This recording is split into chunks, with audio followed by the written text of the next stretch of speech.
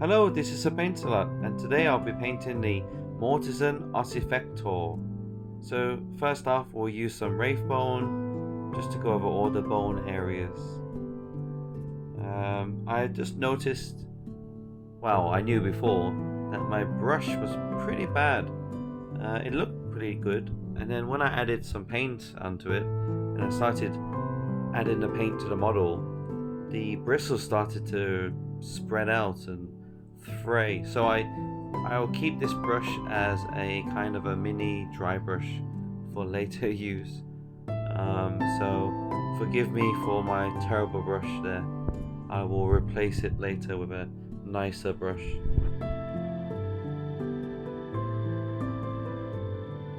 So I sub-assembled this mini because I wanted to do some dry brushing later on the bones, so just in case it snaps off. So now I'm adding some skeleton horde. I water it down a bit and I just slather it all over the mini, and also the second part of the mini that is sub-assembled, and I just go over it, and then where it starts to pull, I come back with the brush and I just like dab it and soak up the excess paint.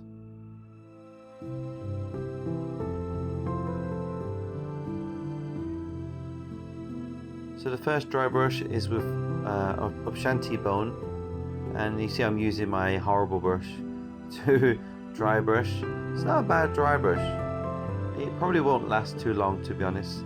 I might have to go into my storage and take out my slightly better brushes, but this does the job for now.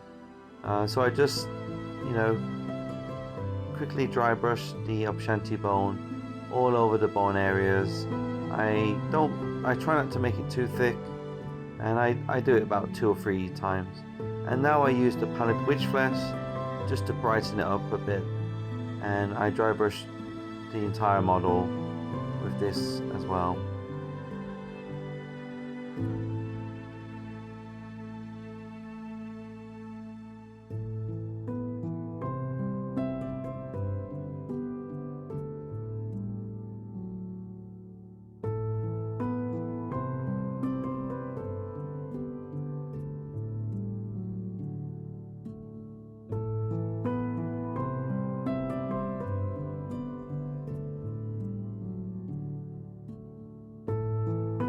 Before I glue it together, I add white onto this area because I'll be adding some fluorescent paint later.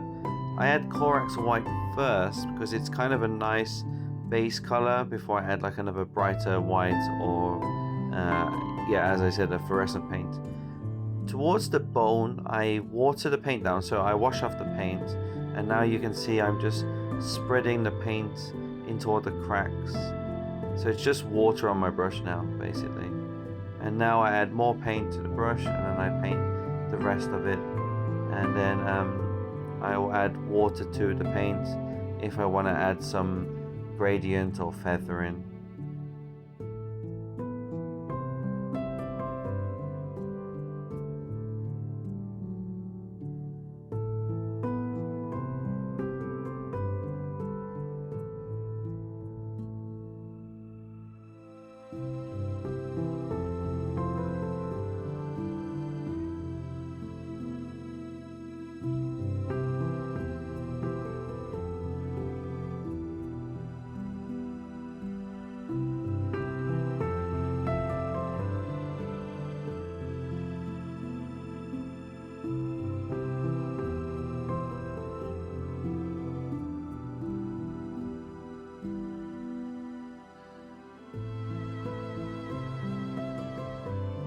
I had some Pterodon turquoise contrast paint. It's actually my army theme, and I really like using this color, to be honest, for robes especially. I don't know, I just love turquoise robes. It just looks cool, and it kind of darkens down the mini a bit. I mean, adds some dark areas because it's quite a bright mini. Later on especially, it'll be glowing and so on. So it's nice to have like a dark area to kind of focus, to add some focus to the mini. And now I add Temple Guard Blue and kind of edge highlight all the creases and all the edges of the tabard. Is it tabard? I don't know. It's like a skirt. Let's say it's his skirt. No, it's his robe. That's what it is. It's a robe, isn't it? I don't know. Skirt, robe, tabard, clothing. That's what it is.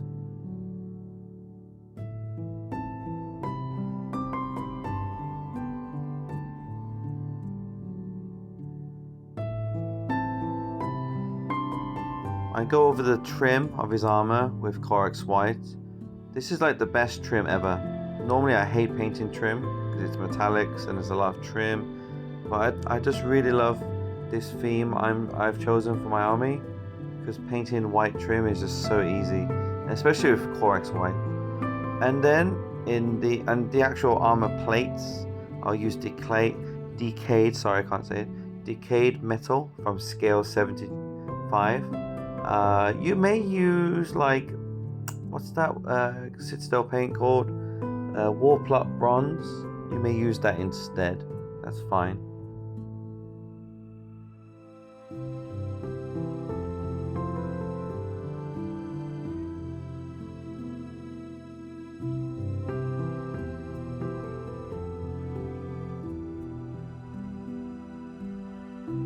I just tidy up some trim, Corax white again, just over the areas where I may have been a bit careless with the decayed metal.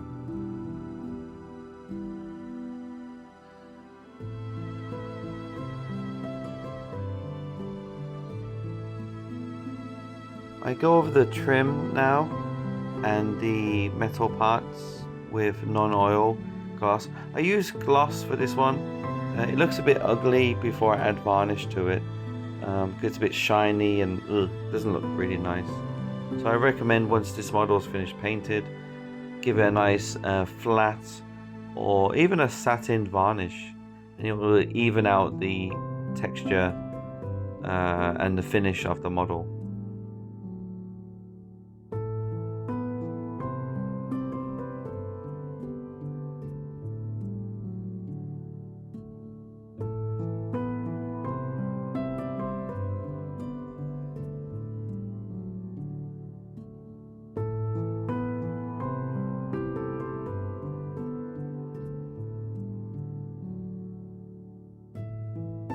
I now add some Necro gold, it's kind of like an edge highlight, onto each of the plates.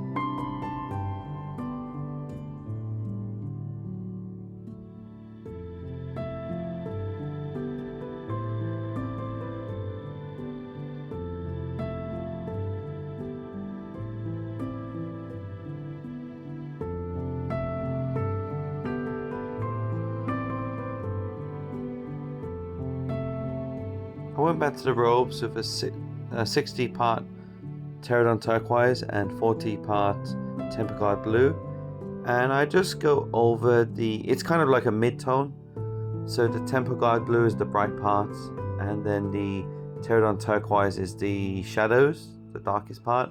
And then what I do, I just paint the area between the Temper Guard blue and the Pterodon turquoise with this mixture to have a nice transition. And then when the paint starts to thin out on the brush, I just paint it all over the Temper Guard blue parts, just to add a bit of easier, can't speak now, some kind of simple transitions, smoother transitions. There we go. I can barely speak today. I don't know what's wrong with me. And as you see here now, I'm just going over all the Temper Guard blue parts, and I'm just smoothing it out, adding some water here and there. And then once it dries, it will have a nice, really nice gradient, and it'll be a nice smooth transition from light to dark.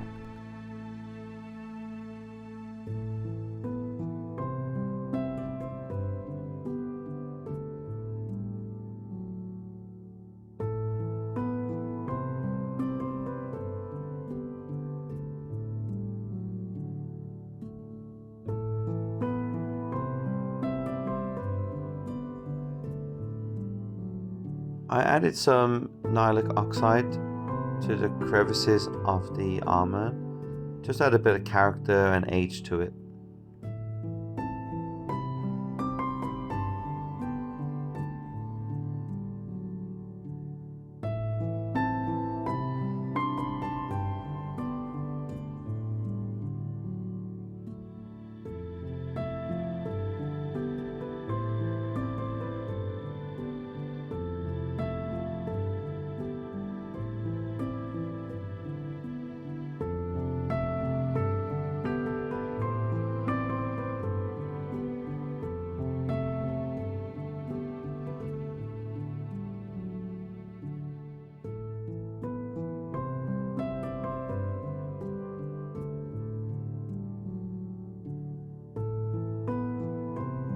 So I add the yellow fluorescent, very like one thick layer, but then when I get to the bone, I wash off the brush and then I spread the paints around the bone area into a nice little gradient. But I don't go all the way to the top. And as you saw earlier when I was painting the white onto the mist, I watered down the white and then I went into the crevices of the bone and so on, and that's the reason why I did that. So when I add the fluorescent, it has a kind of a nice base coat and makes it a bit sharper and brighter.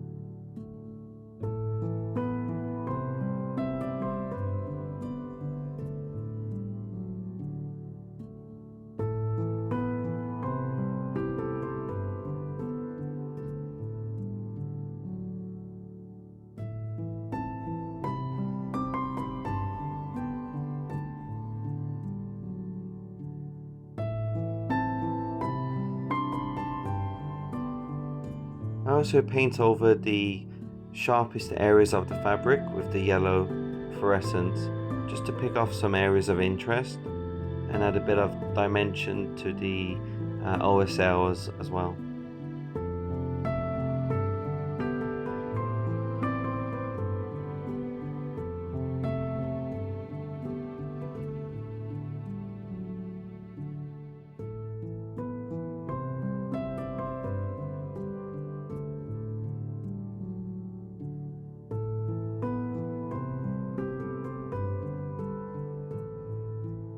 And now I go over it with green fluorescent. Again, it's quite thick, but then parts of it I'll water it down as I just did now.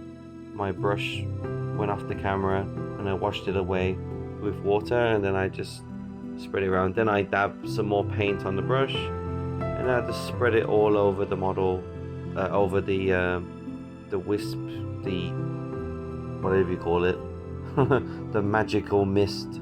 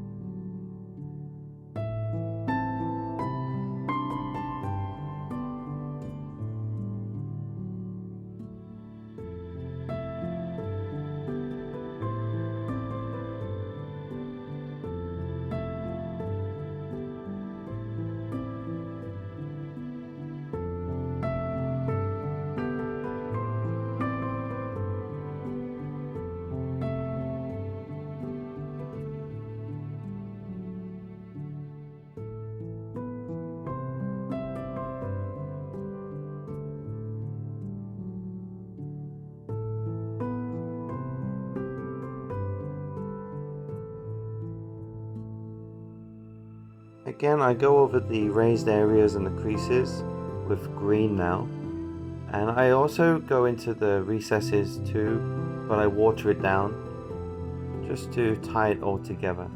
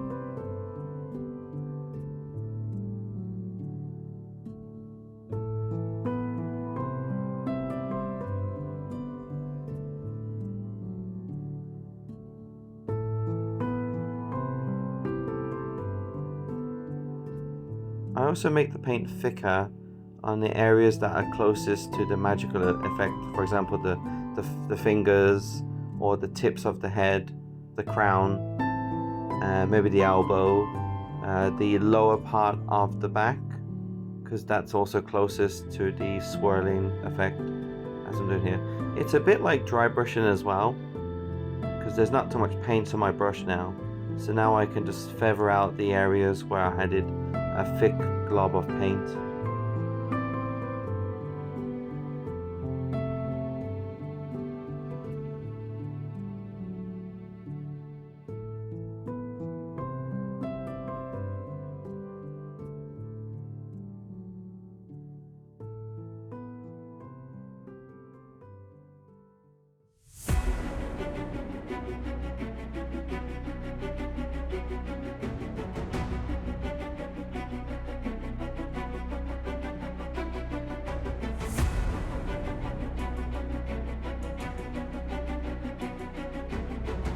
I hope the tutorial was useful. If you'd like to see more, then please support me with a like and a subscribe, and see you soon. Bye bye.